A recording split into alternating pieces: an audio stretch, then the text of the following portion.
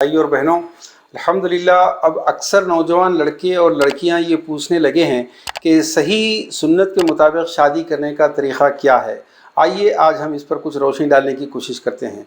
ये वीडियो दो तरह के लोगों के लिए हैं। एक तो उन सच्ची सुन्नत के ऊपर शादी करने की जो सच्ची नीयत रखते हैं उनके लिए है। दूसरा वो हजरात जिनको ये मुस्तकिल शिकायत है कि मुसलमान लड़कियां गैरों के साथ भाग रही हैं, फहाशी बढ़ती चली जा रही है, ये शिकायतें करते हैं लोग कि तलाक़ें बढ़ रही हैं, अलहदगियाँ बढ़ रही हैं, और ये शिकायतें कि लड़कियों की उम्रें बढ़ती चली जा रही हैं लेकिन निकाह नहीं हो रहे हैं। उन तमाम की खिदमत में शादी का, आप इसको एक मैरिज गाइड कह सकते हैं, ये पेश खिदमत है।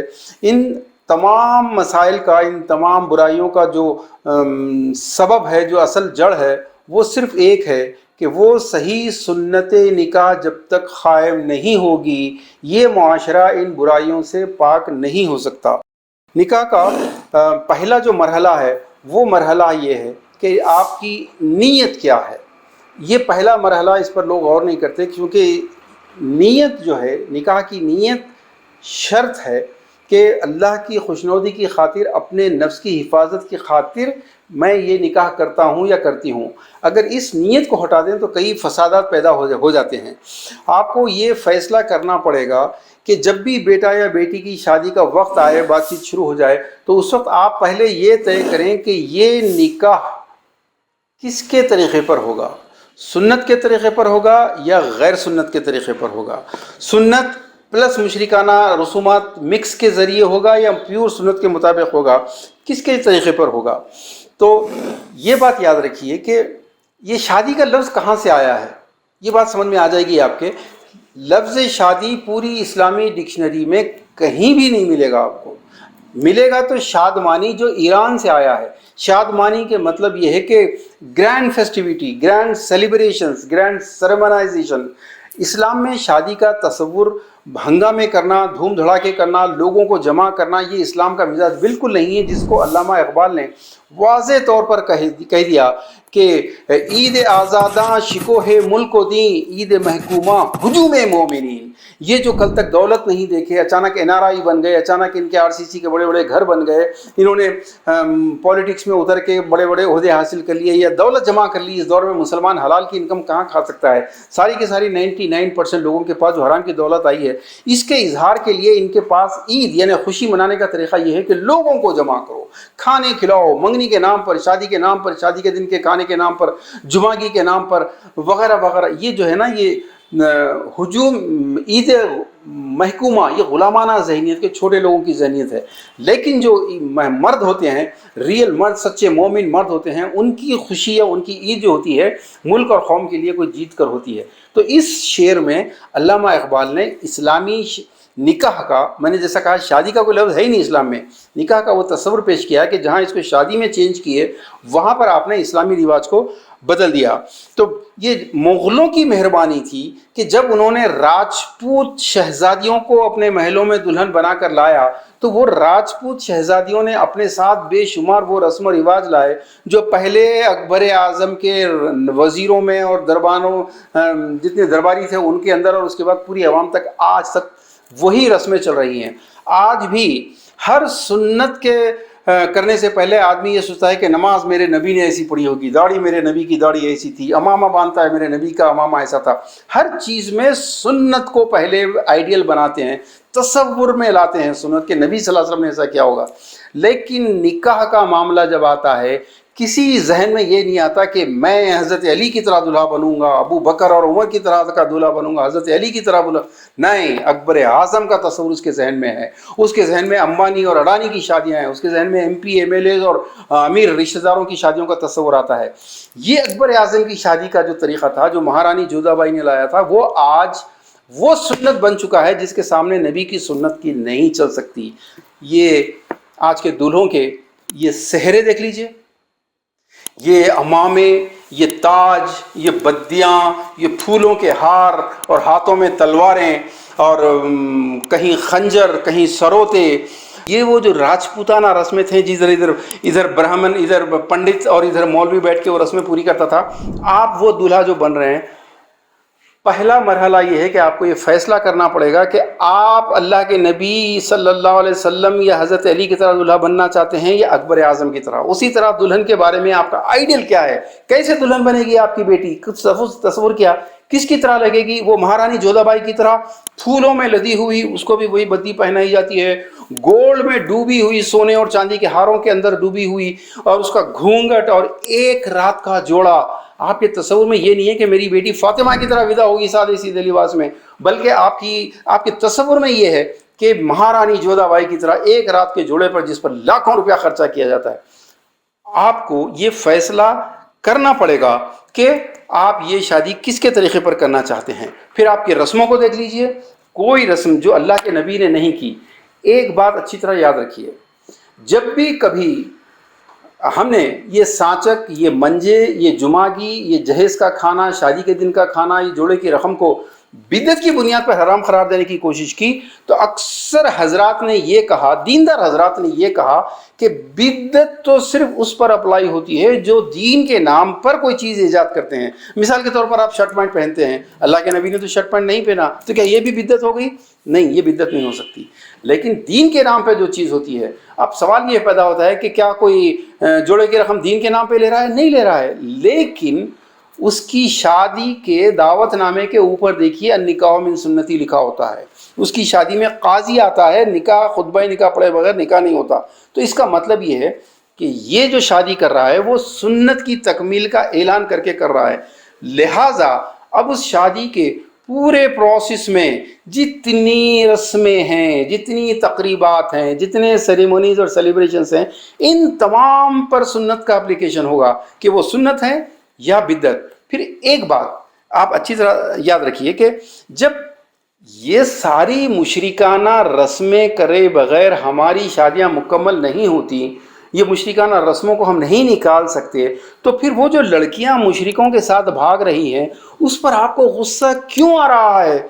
वो ईमानदार लड़कियां हैं कि वो बजाय ऐसे मुशरिकाना रस्में प्लस सुन्नत की शादियों में अपने माँ बाप को घर भेजने पर मजबूर करने के, वो डायरेक्ट जाके मुशरिक के समाज में दाखिल हो जा रही हैं। आपको गुस्सा क्यों आ रहा है? दरअसल गुस्सा इस बात पे है, जैसे मौलाना अब्दुल अल मौदूदी ने कहा था, उनकी किताब सियासी कशमकश में लिखा है कि गीरत और खुददारी जब लोवेस्ट लेवल पर गिर जाती है तो लोगों को कोई मुसलमान प्रोस्टिट्यूट अगर किसी नॉन मुस्लिम कस्टमर को इनवाइट करे तो गुस्सा आता है। गुस्सा इस बात पे नहीं आता कि वो औरत गलत धंधा कर रही है, वो हरामकारी कर रही है, गुस्सा इस पे नहीं आता। गुस्सा इस पर आता है कि वो गैर मुस्लिम को क्यों बुला रहा है। वैसे ही हमारी कौम के लोगों को जो मैसेजेस फॉरवर्ड कर रहे हैं कि हमारी लड़कियां भाग रही हैं, कोर्ट मैरिजेस में उनके नाम, उन बोर्ड पर उनका नाम लिखा हुआ है किसी गैर मुस्लिम के साथ, ये जो गुस्सा आ रहा है उन्हें इस बात पर गुस्सा नहीं आ रहा कि खुद उनकी शादी बगैर मुशरिकाना रसूमात के नहीं हो सकती। वो बगैर जहेज के शादी नहीं कर सकते,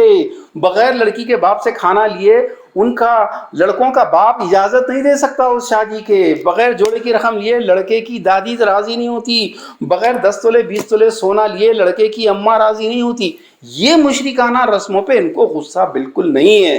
गुस्सा किस बात पे है कि वो लड़की जाके मुशरिक के साथ शादी क्यों कर रही है। This is the problem.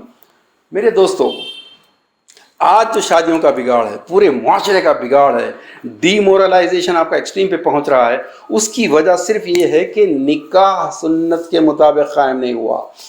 बाकी सुन्नतें ऐसे जिंदा हुई कि मस्जिदें अलग हो गई, नफरतें उरूज पर पहुंच गई, सबके मस्जिदें, उलमा, मसलक सब अलग हो गए, लेकिन निकाह की सुन्नत पर सारे मसलक मुत्तहिद हैं कि निकाह अल्लाह के नबी का जो तरीक़ा है उस पर कायम होने नहीं देंगे। उसमें मुशरिकाना रसूमात को जायज़ करने के लिए चोर दरवाजे खोल के देते रहेंगे। ये नतीजा है। बहरहाल, जब शादी के लिए आप अपने बेटा बेटी की शादी के लिए तय करें, बिलखुसूस लड़के लड़कियां सुने, क्योंकि आपके वालिदैन आपको अपने स्टेटस की बुनियाद के ऊपर शादी की बातचीत में आपको लेके नहीं जाएंगे। वहाँ दादा जान, फूफा जान, चाचा जान, ताया जान जो जाते हैं, वो जो पीछे औरतें बैठती हैं उनके हाथ में रिमोट होता है, वो बातचीत करके आपको बकरा मंडी में जैसे बेचते हैं वैसा बेचते हैं। आपको अल्लाह के नबी की सुन्नत के मुताबिक निकाह करके हलाल औलाद पैदा करनी है, एक मुजाहिद नस्ल पैदा करनी है, तो आपको पहले ये फैसला करना होगा कि मेरा दूल्हा या दुल्हन बनने का आइडियल क्या है। उस आइडियल बनने के रास्ते में चाहे माँ आए चाहे बाप आए, क्योंकि माँ बाप की ये फर्मा बरदारी फ़र्ज़ है। वो उफ भी उनका कहना आपके लिए दोज़ख का ज़रिया बन सकता है। लेकिन ये बात भी याद रखिए कि जहाँ माँ बाप मुनकरात का हुक्म दें, जहाँ शिर्क का हुक्म दें, जहाँ बिदात का हुक्म दें, उनकी नाफरमानी आप पर फ़र्ज़ है, आपको बगावत करनी पड़ेगी। तो पहला शादी मैरिज गाइड का ये जो पहला प्रिंसिपल है कि पहला उसूल या पहला मरहला ये है, आप पहले फैसला कर लीजिए कि आप ये शादी किसके तरीके पे करना चाहते हैं, सुन्नत या सेलिब्रिटीज़, सुन्नत या रिलेटिव्स, सुन्नत या अकबर आज़म महाराणा जोधाबाई। पहले ये फैसला कीजिए। अब आइए शादी का दूसरा मरहला। शादी का दूसरा जो मरहला बहुत अहम है वो मरहला है सिलेक्शन का।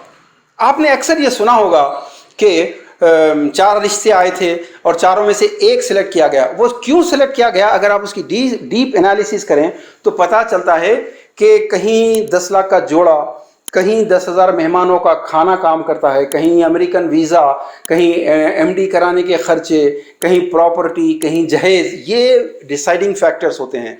वैसे ही दूसरी तरफ जो डिसाइडिंग फैक्टर्स होते हैं वो ज़ाती घर, वो खूबसूरती वगैरह वगैरह। अल्लाह के नबी ने जो सिलेक्शन का क्राइटेरिया दिया था उसको नेगलेक्ट करने के नतीजे में आज जो मुआशरा आपके सामने खड़ा है, आप अच्छी तरह जानते हैं अल्लाह के नबी सल्लल्लाहु अलैहि वसल्लम का फरमान था कि लड़के के लिए कि लोग लड़की में ख़ानदान, दौलत, खूबसूरती और दीनदारी देखते हैं। तुम दीनदारी ही को देखना, कहीं ऐसा ना हो कि तुम फसाद, यानी कि दीनदारी को हटाकर दौलत या ख़ानदान के प्रेफरेंस अगर दोगे तो फसाद बर्पा कर दोगे। वैसे ही लड़की वालों को हुक्म है कि अगर तुमको कोई दीनदार, जिसके अखलाक से तुम मुतासिर हो, जिसके किरदार से तुम वाकई मुतासिर हो, उसका रिश्ता आए तो उसको रद्द मत करो। उसका किराए का घर है या ज़ाती घर है ये मत देखो, वो रोज़गार से लगा हुआ है या नहीं लगा हुआ है ये मत देखो। लेकिन जब लोगों ने इसको हटा दिया तो दीनदारी यानी किरदार को हटाकर, और ईमानदारी की बात तो ये है,